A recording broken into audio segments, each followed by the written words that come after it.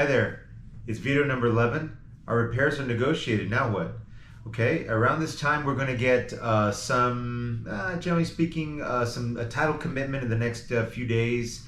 Those typically I've already specified 3 to 5 days in which to object to anything we find in the title policy.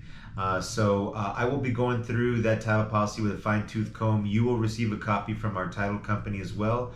And I do encourage you to go ahead and go through that as best you can. You're going to be looking mainly for Schedule C for any exceptions that have been noted by the title company.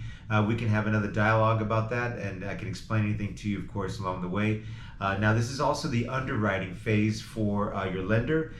Don't be surprised if they ask you for a lot of the same documents over and over again, including bank statements. And yes, they do need even the intentionally left blank pages. Again, part of TRID requirements.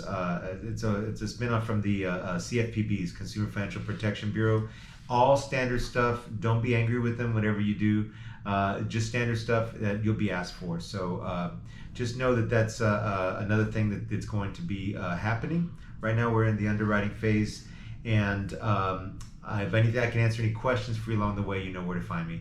Looking forward to speaking with you again very soon.